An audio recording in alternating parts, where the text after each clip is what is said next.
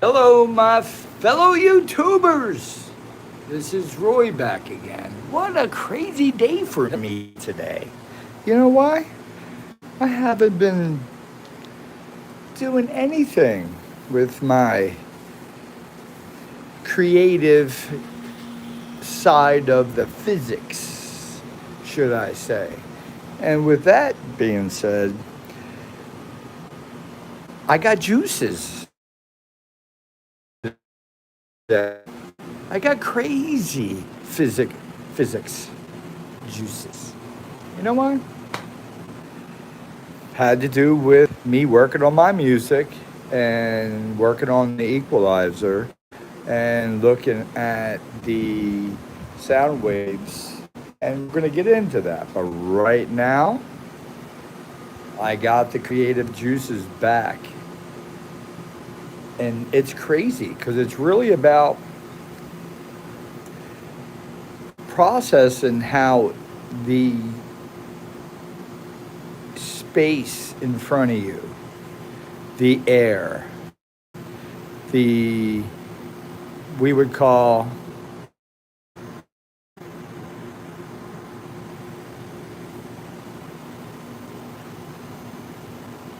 eyesight, I guess. So when you look out of your eyeballs, and anything within eyesight is space.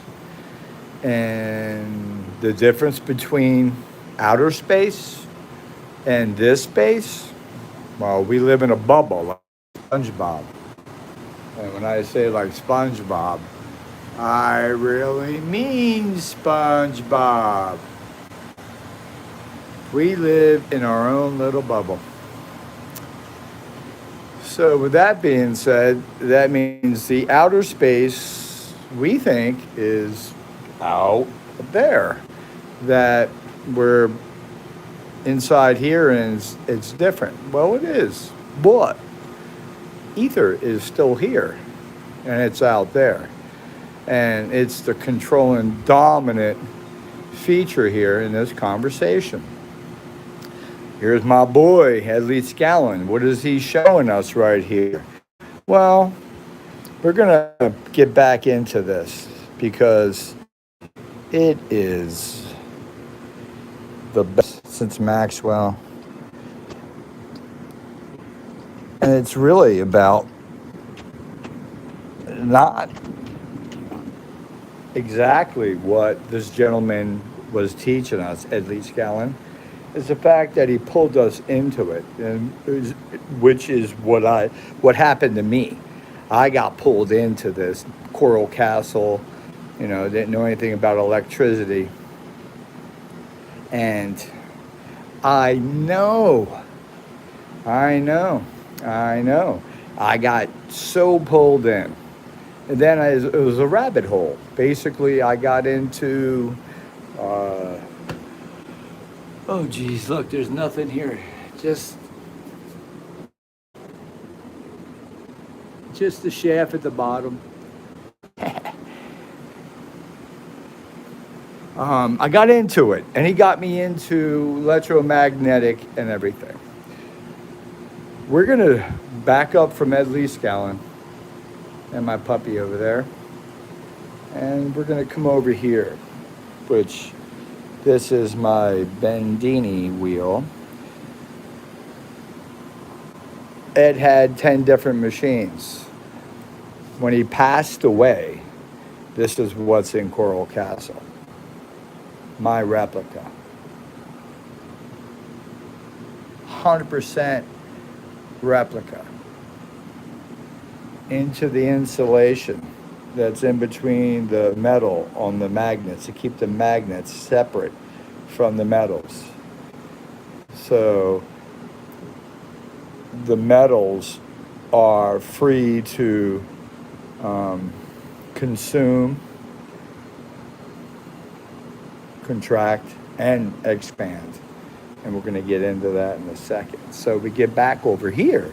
You got Bendini. Now on Ed's wheel, all these magnets are north-south, north-south. There we go here. So you can see The yellow highlighted are south and the knot is north. Okay, so over here you got solid north. Okay, the reason these are all north, here you have a um, laminated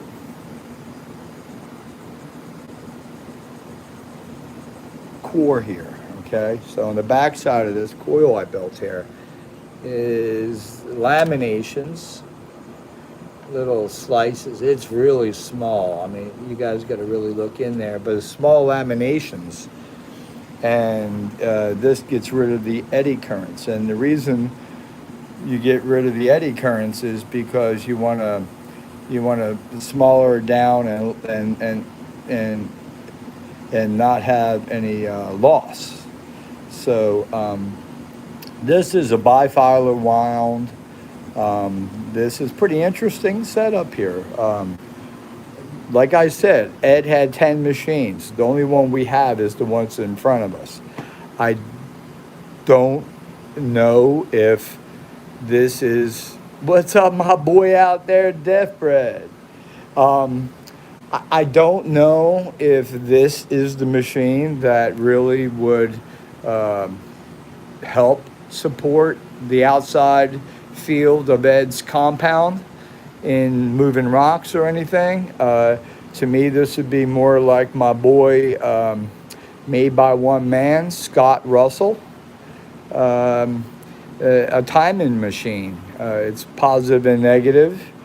It would be a great timer, pretty much like a 555 in our electronics. But you can get it.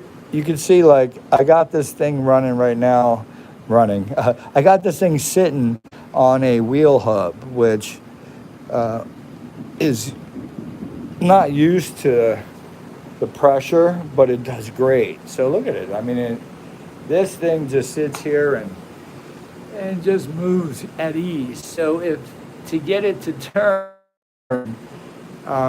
by any outside forces is easy. Like, I can use this, fire that up, a battery. Edge wheel is about, but learning about edge wheel, you're also learning what you can do with it and go outside what Ed did. So, all right, so there's one area that I ventured into. You can see it's still moving. The other part of Ed, the magnets are positive and negative. It makes a great timer. Over here, we get back to they're all negative. So this, Bandini had showed that you could take this and with a 12-volt battery that's bad, and you can desulfate it. So basically what happens is all the layers of plates in there that are on top of each other, one's positive, one's negative, two different charged plates, start to build up residue in there. So with this, you can use the back EMF here as a back snap, which goes into the battery as a pulse and vibrates the plates and knocks off the dead waste that builds up around it, and then from there you can reuse your dead batteries. So this was, in case you guys didn't know, it's great for that, but it's also good to play with because you get to control. Now what happens is every time, the way this works, it works off of a 2N3055 transistor, and the transistor is set up off the feedback of this. So every time this negative or this negative side of this magnet here approaches the negative side of this, it's being pulsed and pushed away. So they're acting to each other. It's funny as heck to see a coil react to just a magnet. So it keeps the magnet, and you can hook up a variable transistor I guess I'll look back in my videos. I have plenty of them, and you can adjust the speed. You can also adjust inside the coil itself on the saturation displacement of this coil of the core, and with that you can use the variable resistor as a bias. So you can put more, you can restrict on one end to slow the wheel down, but you're adding more electrons going out the bifilers.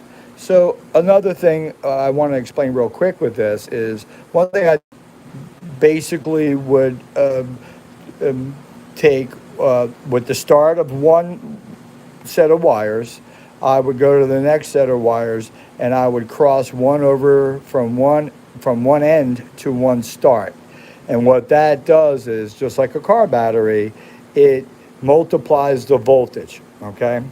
You don't get more amperage, but it multiplies the voltage. So I can get like 12 volts out of this with the 10. It's like, I don't know, like one and change, I think, out of each layer. So think of it as layers. So I got 12 volts, right?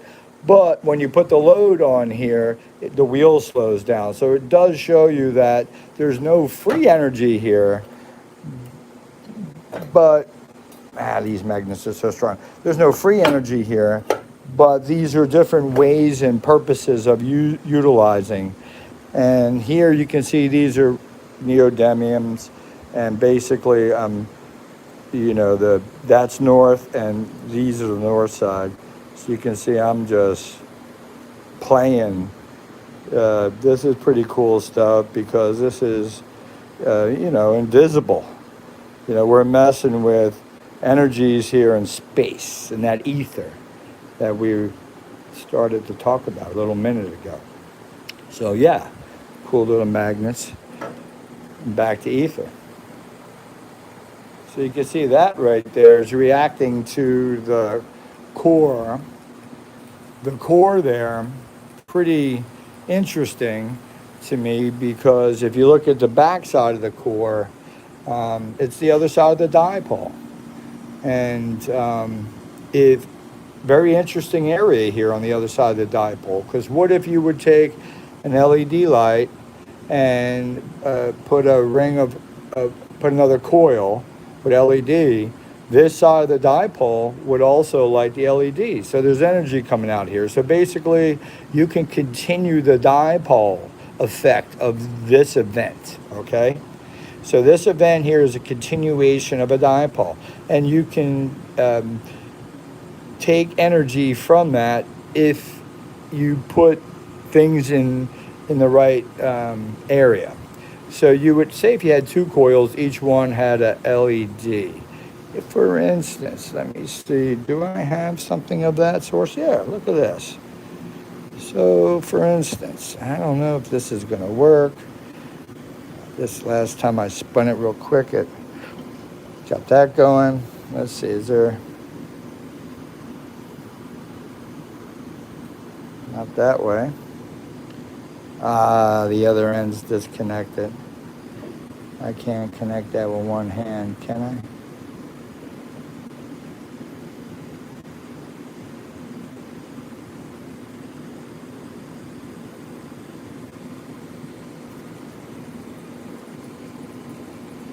No. Oh, there's basically dipole. It's about dipoles. And what are dipoles, guys? So basically, you got an expansion and contraction in a straightforward line, and this end here is one end of the spectrum, and this end over here is the other end.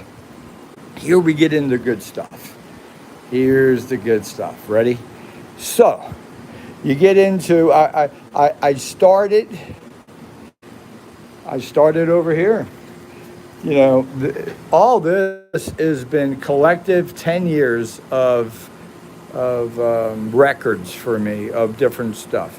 And this is majorly about ether, how the ether works, what's ether, and basically test.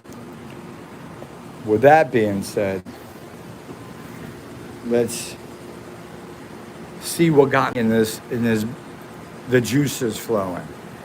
Here we are. So I was working on one of my songs.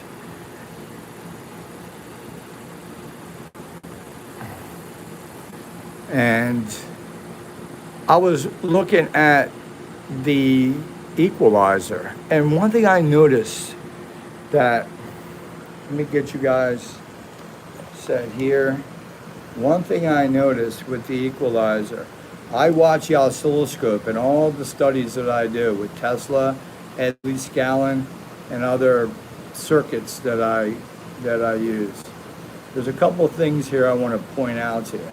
This is about propagation of sound waves right here. That's why I titled this a two-part, not two-part, but propagation of sound waves. I want you to see, there we go. I want you to see over here, you got frequency, you got, don't worry about the gain, but Q is very important, especially in electronics and physics. So let's go over here, and one thing, I'm gonna make sure it's not crazy loud. If it is, I'll turn it down, all right?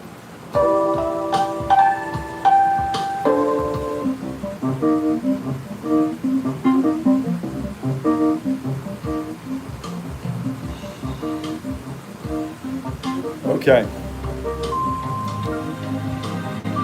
Let's go back right here. I was working in this area here, through this area, and I was watching the waves and sound. Now, one thing I noticed that in sound waves, they are vertical waves, which electric waves and electromagnetic propagation is a horizontal wave that's portrayed in the oscilloscope. It's a timestamp.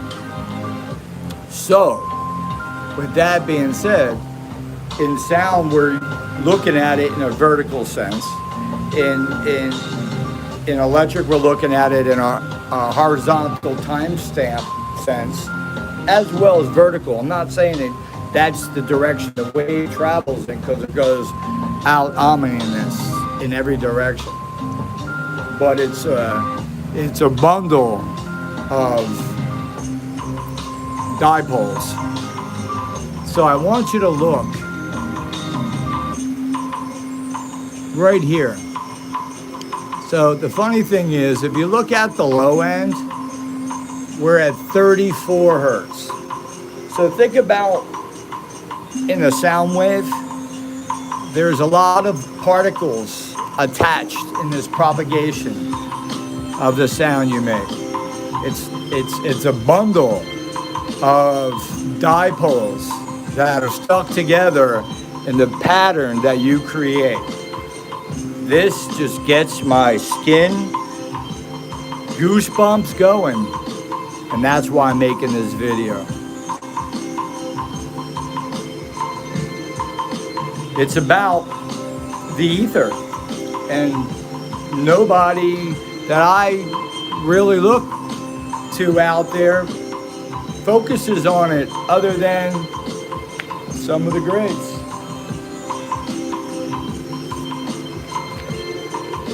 Number one, I gotta give him credit, Pythagoras. Sounds and harmonies. Galileo, stars. Merlin, alchemy. Newton, gravity. Speed. Ben Franklin, electric, static. Maxwell, ether, and that's where we're going here. Michael Faraday, magnetic forces. James Clerk Maxwell is right now's video. Kepler, second law, planetary motion. Bach, right now. Music, musical composition. So if you look at the waves going vertical, these sound waves. Now, what you'd see here is we'll have a frequency in this delivery of 34 hertz.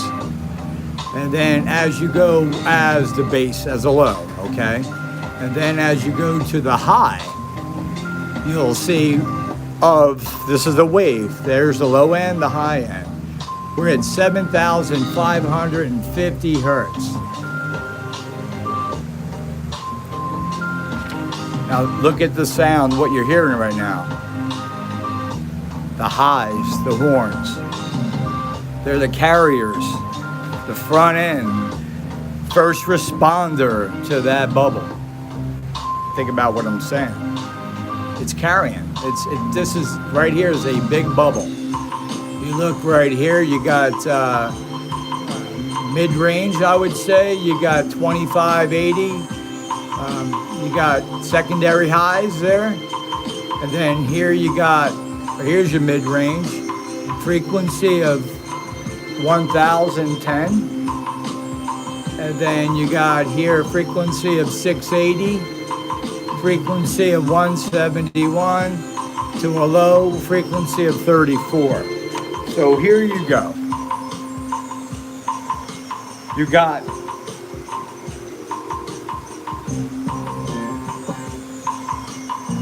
your waves going vertically here. And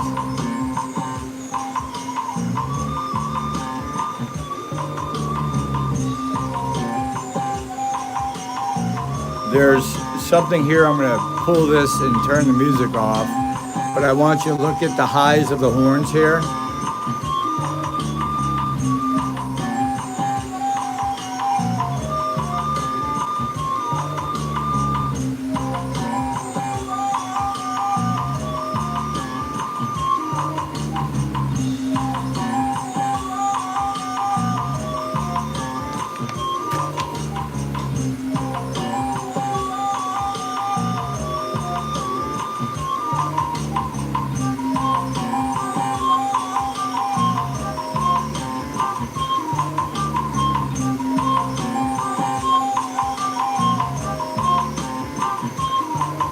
All right, great place to stop. So you seen the highs when you seen the waves. So when we look at music, we look at it in a vertical sense. And when I look at electric, you look at it in an oscilloscope. And in the oscilloscope, you're looking at it time stamped.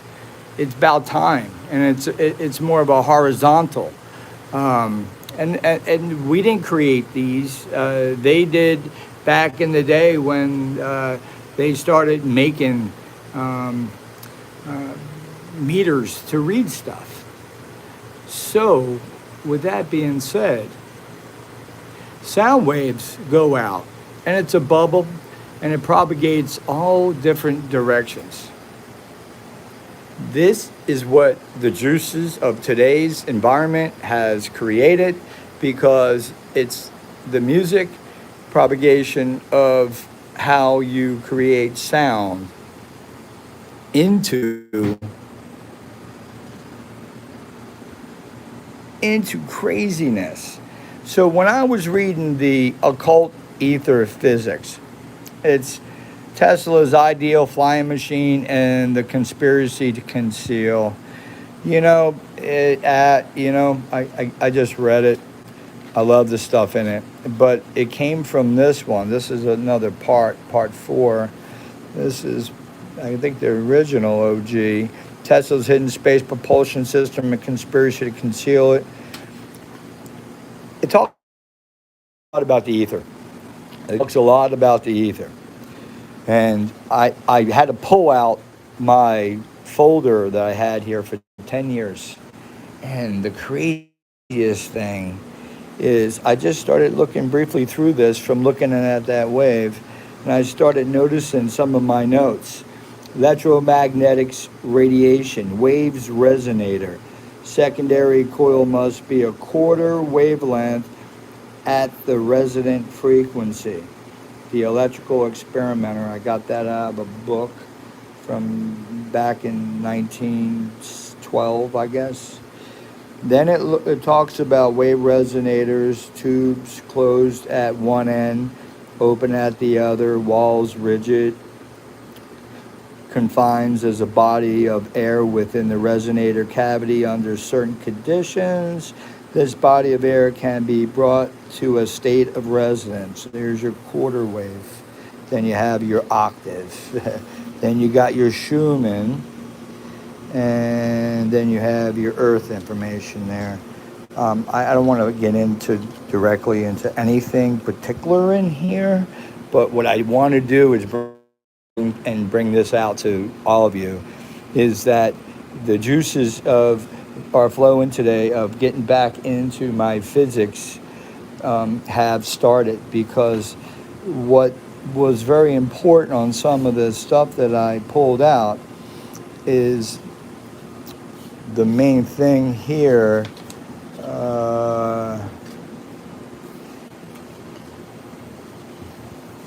is about the ether. And let me look at the page that I brought. So in the ether itself, there's a theory out there. It's called the double helix alignment. And it says the Lenz's law can be understood as the basis of stretching the ether will have tendency to tighten the electron sink and widen the positron sources. This will result in a generation of ether pressure that will oppose the tension that has created it. This is the Lenz's law.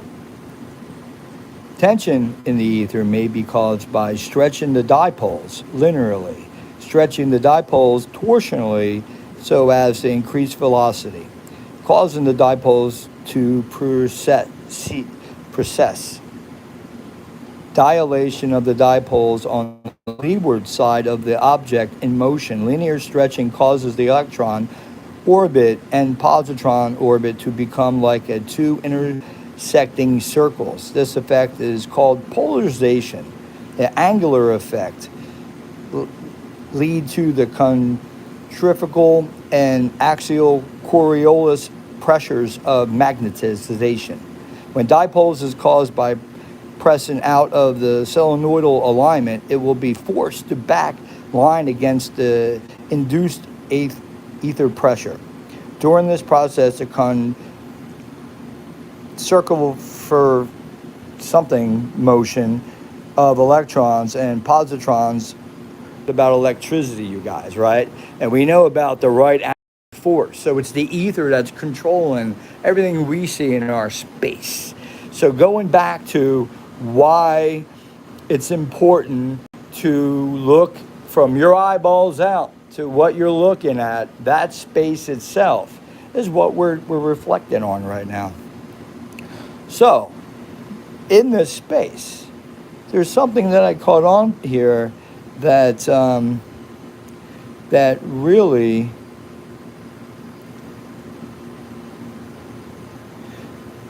got me going real good here. So right here, the idea that space is densely packed with electrons and positrons was originally conceived in 1982. 1982, like that to me, that's recently. But I know some of you are young, so maybe you weren't even born. In an attempt to explain Maxwell's displacement current without alternating Ampere's circuitry law. This idea did not come about in relation to the consideration of the concept of direct C. It has to come to light that quite a number of other scientists are advocating such approach. All right, I'm going to bypass all that. It says, here it is. When in Australia are jointly working on a model in which gravity is caused by a flow of sea of electrons, positrons, couples into matter, and in which the electron-positron sea, which they term the Norton sea, acts as a luminous medium advocates a sea of electron positrons dipoles to act as a carrier of electromagnetic radiation. So you see the space between you and anything. It's going on. This is the area for all you people out there that are seeking to run something, a generator or free energy. Listen to me and listen to me closely. It only happens in this area of physics, in this layer of the onion that I'm putting out there. This is where you can tap in, because I'm going to explain it a little bit and try to get out of here in this video in 10 more minutes. I'm sorry to take up a lot of your time, but hopefully you can process some of this, go back, watch it, and hopefully you'll use it in your notes and your own studies and whatever. So with the ether kind of being explained how these particles are out there and how they're swirling and how they're not matter, but they are. To me, matter is the energy. The solid matter that we see here is like a rock. It's a substance. So the important thing is that this matter in front of you, between me right now and that wall, is moving. And there's something that's causing it to move. And in here, in the double helix, we talked about the stretching of the dipoles and the Coriolis pressures, and the fundamental axis of the Coriolis force underlies Ampere's circular law in the solenoid equilibrium state. The electron positrons dipoles will align in a double helix fashion with their rotation axis, tracing out magnetic lines of force, and a tension will exist along these lines of force due to the fact that electrons and positrons will alternately stack. They're stacking. You know where they're stacking? Everything you can think of that we know that's on that periodic table other than man-made elements is in the space between my eyeballs, this camera, and that wall. Everything you see, it has reached a resting period, is what you see here and everything. The stuff we're talking about is the energy. It's moving. It's there. It's waiting. And I'm going to try to get there on some of this, on how it does turn into matter, how it can turn into matter, and what matter really is outside of what we think it is as substance. So over here, it talks about, this is what it would look like. And to me, these are dipoles intersecting. They're swapping out. So you can see here that you have a couple step process on the high end. You got, say, a red being a positive, say this is a negative, high end, low end. And through the transition, when it drops through the helix here, you can see that there's a steady 3 lows in one section here. Then you move forward, that's going to the high end of this propagation, I would call that. And then you see over here, you got 3 highs coming up. So this is what takes the material and starts to turn it. Hello, good day all. This takes the material and turns it. The tension of the lines of force is caused by magnetic attraction between unlike magnetic poles. The double helix lines of force will behave like helix springs. Check that out. So there goes your torsion, right? Helix springs, and pull the 2 unlike poles together. There is an element of flexibility as regards to the magnitude and tension of the lines of force, in that the helix angle can vary. So you can see how this thing just, in the right-hand fashion, it's always going to do that. It's everything we see in electrical does that because of the ether is trained. Hey, Jason, what's up, my bro out there? Jason in the house. So we're talking about the ether right now there, Jason, how to pull free energy out of the ether, I guess. And it all came from collective juices of the music into my electrical world. So here we go. So you got your tension lines caused, right? And the double helix poles, you got that. In the equilibrium state, the tension along the lines of force will be counterbalanced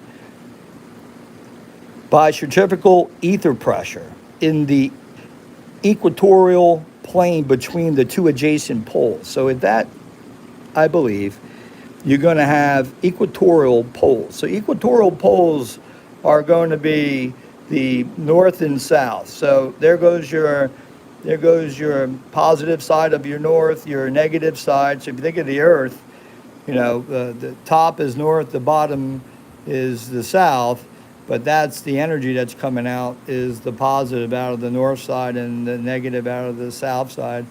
And you can see how it relates to everything that we kind of put together or see in the history books. So the energy itself we're talking about is between that wall and this camera and my eyeballs, and we're talking about the energy, and it's made up of all the elements we know. It's swirling, it's directing, it's got a Coriolis effect, it puts in place the Lenz law, it puts in place the Maxwell theory, it puts in place all the great troubadours that we had spoke about. But it's the equilibrium of, like, when you are charged up and you are in cold, dry area, not moist, which the environment, pressure, and all that matters, and touch something, you get the bam snap. Woo! Hey, Angel in the house. Aha, my boy. You get the snap, right? So all of a sudden, the equilibrium we're about to talk about right now just happens. So what happens? So basically, I got a extra electron or more in me. I go to here, and this is obviously grounded because it's on the wall, it's touching everything. Angel, you're going to love this conversation. I'll get back and explain 1 second. And you release the charges at equilibrium. Angel, we're talking about space ether. We're comparing it to, like, my eyeballs, your eyeballs, to the material that you see out in front of you. The material you see out in front of you is matter, but it's matter that's bounded by the laws that we're talking about with nature in itself, but really the ether that has everything that is in the element chart except for man-made elements. And it's the real energy is what you don't see moving, and we're explaining how it moves. And basically, in the equilibrium state, the tension along the lines of force will be counterbalanced by centrifugal ether pressure and equatorial plane between the two adjacent dipoles. The mutual transverse speed between the adjacent dipoles will torsionally stress the ether, hence leading to vorticity. This will widen the positron source and generate centrifugal ether pressure. Ether pressure will be considered to be a positive charge, whereas the ether tension will be considered to be a negative charge. Think about that, guys. Charge will be dependent on the ether's density, and it can manifest itself in a number of disguises, including electrostatic polarization, gravitational inertia, and magnetic charge in the absence of rotation and tension. We're just going to leave that there because I wanted to explain the ether. So if you got all this happening, you got everything we talked about, between sound wave propagation, and we didn't talk about electromagnetic propagation. So an oscilloscope on electromagnetic, it's this way. We're looking at the wave traveling through timestamp, bam, bam, bam, bam. Hello, everybody. Glad to be back. My juices are flowing electronically and in physics, and right now we are discussing the ether. We're discussing the energy, where the real energy is. It's not what you see, it's behind the scenes. It's all the juices, the jello, the whole enchilada. So going back another page here that got my attention was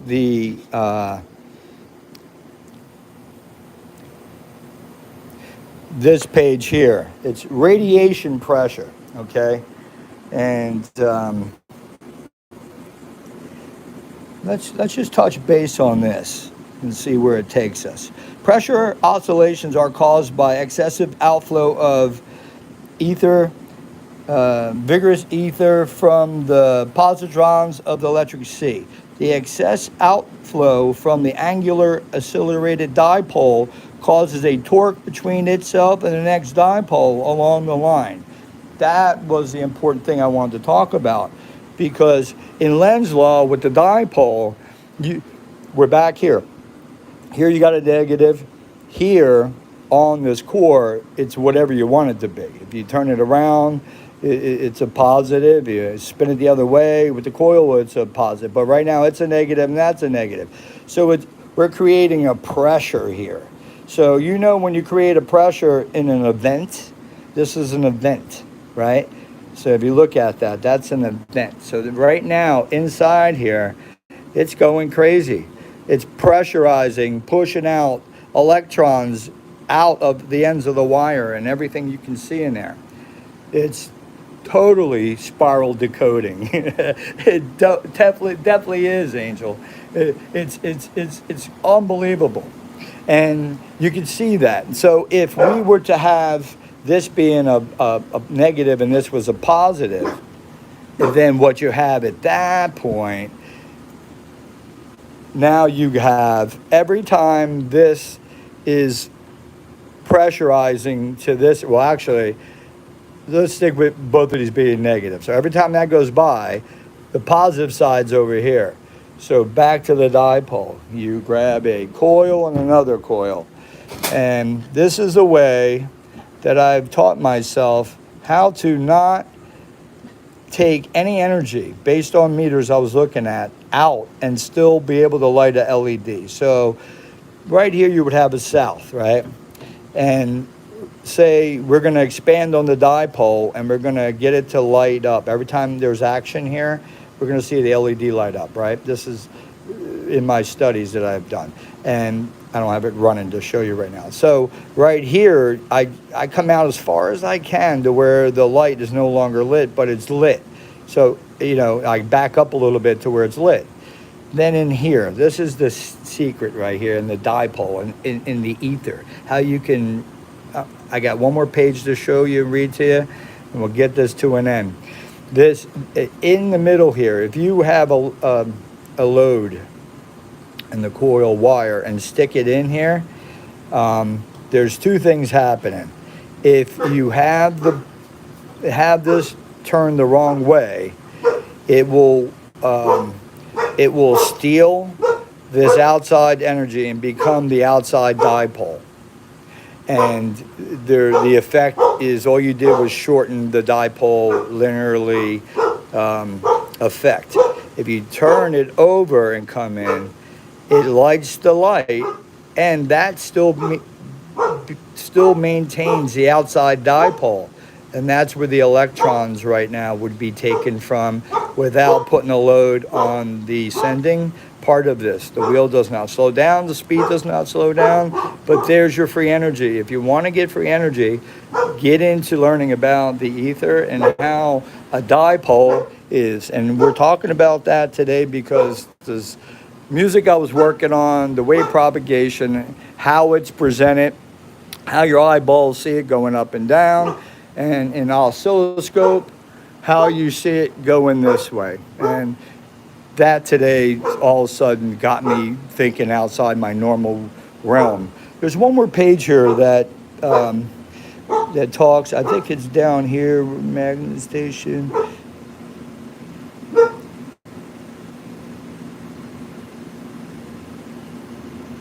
All right, so it should be noted that the above derivation of electromagnetic equation did not involve Maxwell displacement current.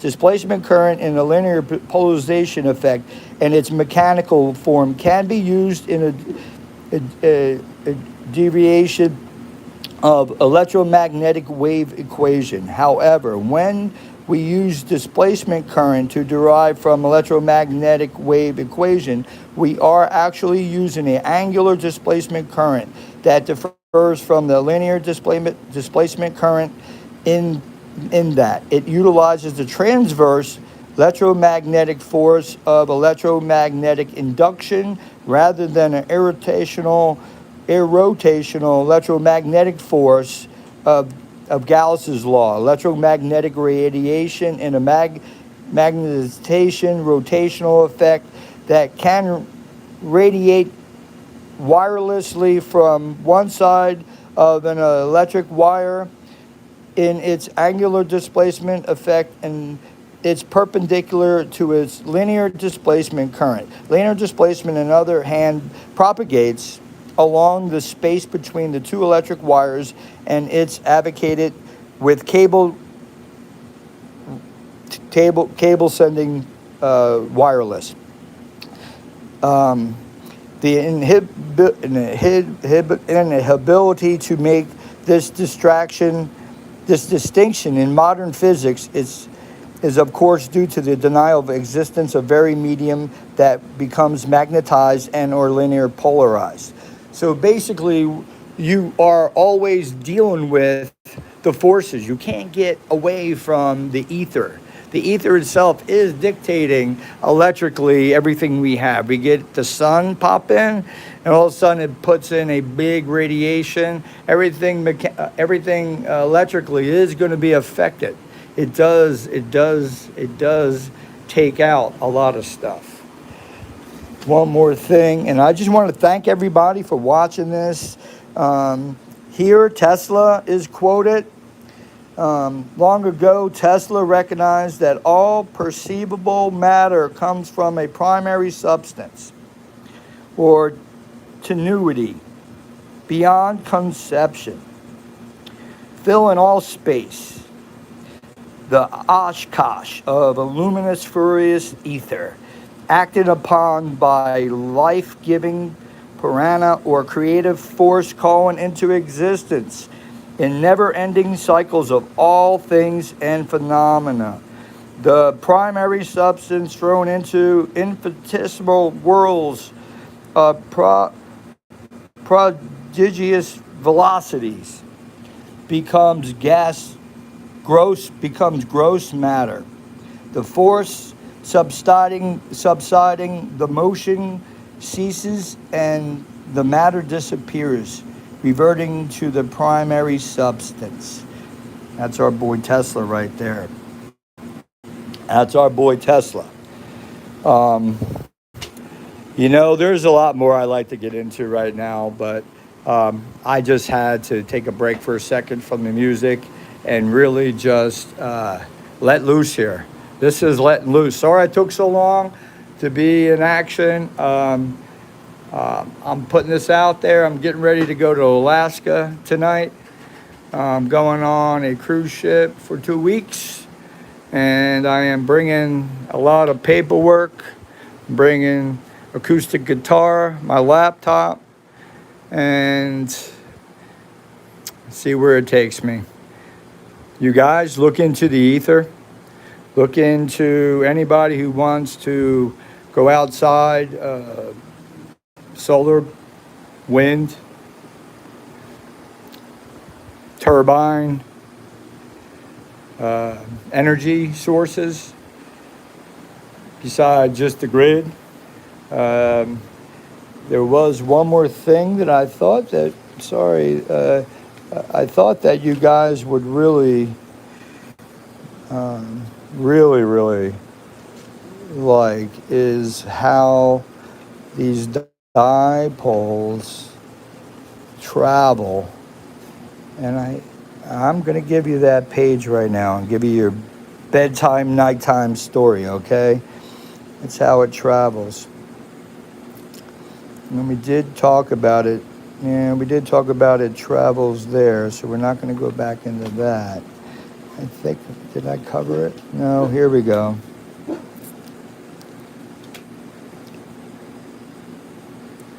All right, let me just briefly just go over a couple of things.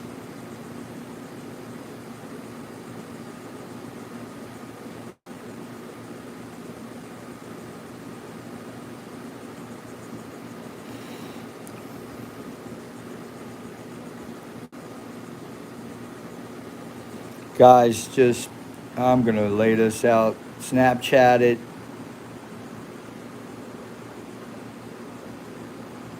Snapchat it. Just take a picture of it.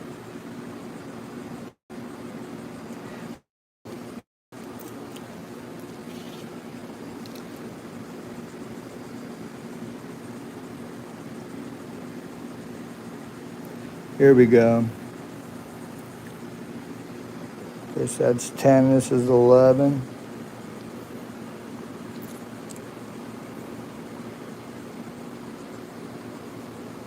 So it says right here, it says, talking about Kepler and gravity itself, a large scale ethereal effect, which is not technically an electromagnetic effect, but electric sea nevertheless plays an important role in interacting with the shaping of gravitational fields. In the case of an electron and positron, which are spiraling inwards in a positronal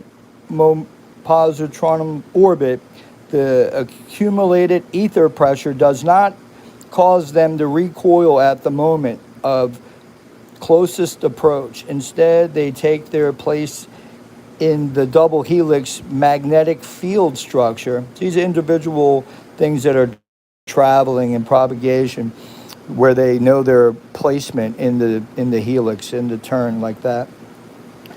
And the accumulate ether pressure itself recoils in the two opposite directions in the form of gamma protons. The angular momentum in the transverse into the fine-grained angular momentum of electromagnetic radiation. No, actually, electron-positrons inhalation takes place as is commonly believed. The electron and positrons are still physically present in the magnetic lines of force. Although large planetary objects entrained a luminous medium while undergoing transitional motion, we know from 1925 Gale experiment that does not appear to be so ether in case of rotational motion, or the case of small objects or undergoing transitional motion. In this case, it seems that inertial forces overcome bonding forces. When a wire moves in the right angles through a magnetic field, we would expect electric sea to flow through the inner molecule spacing of the wire, as like water flows through the basket. The important force that moves the wire will generate ethereal pressure from the positrons in the leadward side of the molecules of the wire. Due to dissolution of the ethereal dipoles, the ether pressure gives rise to electromagnetic force. The ethereal pressure on the windward side of the motion will do the compression of the electron. It's sort of like shooting a gun underwater. You'll see the bullet leave. You'll see the expansion. You'll see the contraction. And then in this water, there's good videos out there. I forget who did it, but years ago I seen a video. And then you see contraction to like very little, and then it expands out again, and it does it repeatedly, and as it dissipates its outward energy. So with the where do we leave off here? So